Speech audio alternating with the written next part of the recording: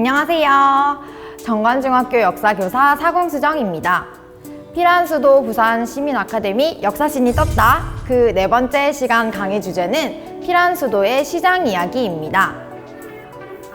눈보라가 휘날리는 바람찬 흥남부두에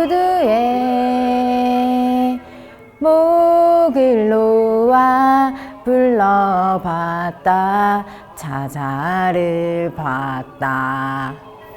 네, 다들 한 번쯤은 들어본 적 있는 이 노래는 1953년 휴전 무렵 유행한 굿세어라 금순아라는 노래입니다.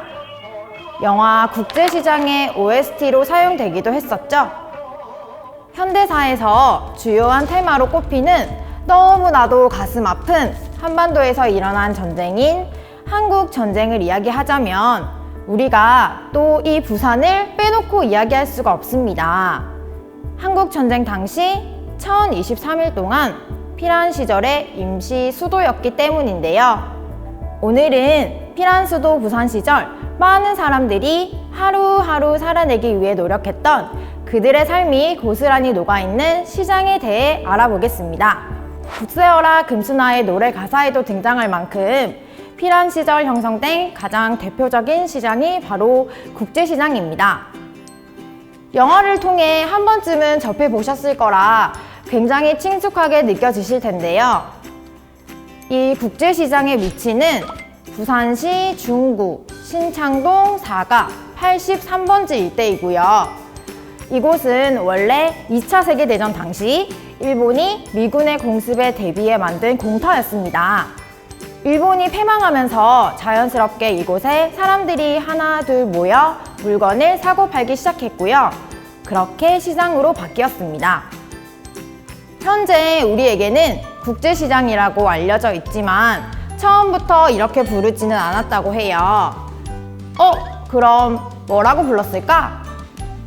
처음 시장이 형성됐을 무렵 사람들은 이 국제시장을 돛대기 시장이라고 불렀습니다.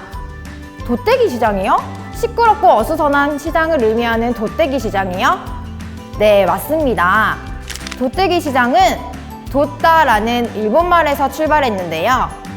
이는 잡았다, 땄다의 취득했다라는 뜻으로 경매 현장에서 낙찰을 보았을 때 사용하는 말입니다. 한국전쟁에서 좀 더 거슬러 올라가 해방 직후 부산에서 거주하고 있던 수많은 일본 사람들이 본국으로 돌아가기 위해서는 배를 탔어야 했어요. 그때 경비에 보태려고 어깨에 메고 있던 각자의 짐들을 경매에 붙이기 시작했습니다. 이때 짐을 열어보지도 않고 통째로 경매에 붙였는데요. 낙찰받는 그 순간 경매꾼들이 돛다라고 큰 소리로 외치면서 돛대기 시장으로 불리게 되었습니다. 오늘날 복불복 게임처럼 당시 어떤 보따리에는 보물이, 어떤 보따리에는 돌덩이가 들어있어 꽤 인기였답니다.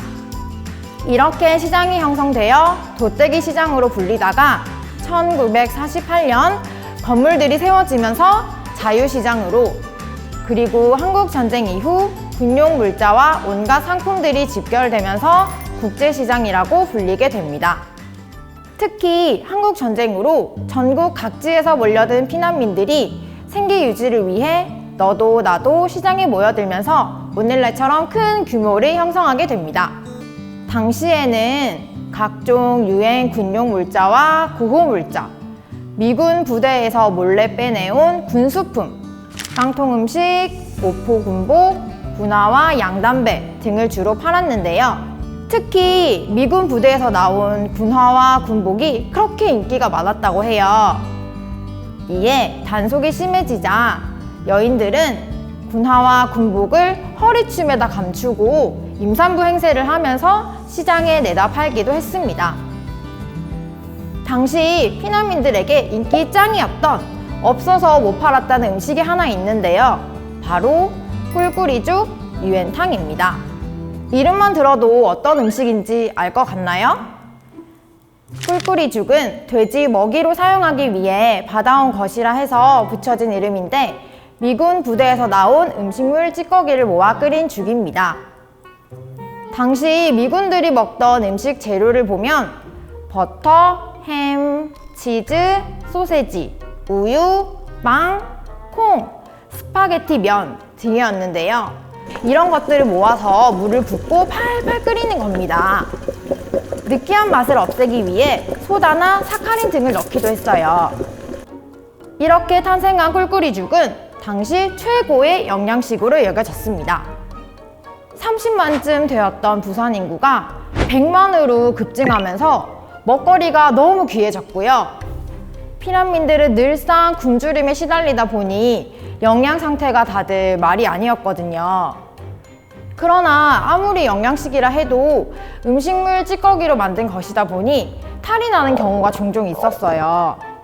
음식 속에는 담배꽁초, 성냥, 이쑤시개 등의 이물질이 섞여 있는 경우가 많았거든요. 그래서 장사꾼들이 좀 더 발전된 꿀꿀이죽을 생각해낸 것이 바로 음식물 찌꺼기 선별 작업을 거친 후 장시간 끓이기였습니다. 음식물들을 쭉 펴놓고 휴지 조각, 포장지, 담배꽁초, 성냥, 이쑤시개 등의 이물질을 골라낸 후 장시간 끓이는 것이죠. 이와 같은 꿀꿀이죽을 가장 많이 팔았던 곳이 국제시장 옆 부평 깡통시장입니다. 이곳은 1910년 이후로 일본인들에 의해 사설시장으로 개설되었는데 한국 전쟁을 계기로 미군 부대에서 나온 통조림 같은 깡통 제품을 많이 거래하고 판매하면서 깡통이라는 말이 추가되어 부평 깡통시장이라고 불리게 되었습니다. 전국에서 몰려든 피난민들로 만들어진 피난 시절의 시장은 많은 사람들의 숱한 사연을 품고 있는 곳입니다. 시장에서의 판매 물품 대부분이 군수품이다 보니 헌병들의 단속도 만만치 않았는데요. 그런 단속 현장을 피하랴, 다양한 사연 속에서 가족들의 생계를 유지하랴 정말 많은 사람들의 애환이 담긴 장소가 아닐까 싶습니다. 꿀꿀이죽 또한 당시 굶주림에 지쳐 죽어가는 사람들에게 한 줄기의 빛과도 같은 소중한 음식이었습니다. 이런 힘든 시기를 견뎌준 우리들의 어머니, 아버지가 있었기에 오늘날 우리가 좀 더 좋은 환경에서 생활할 수 있는 게 아닐까 싶네요. 이번 주말 부모님과 손잡고 부산의 인근 시장들을 방문해 보면서 지난 역사를 되새겨보는 것도 좋을 것 같아요. 강의 재미있게 들으셨나요? 이번 강의를 통해 피란수도 부산에 대해 한 번 더 생각할 수 있는 뜻깊은 시간이 되셨으면 좋겠습니다. 감사합니다.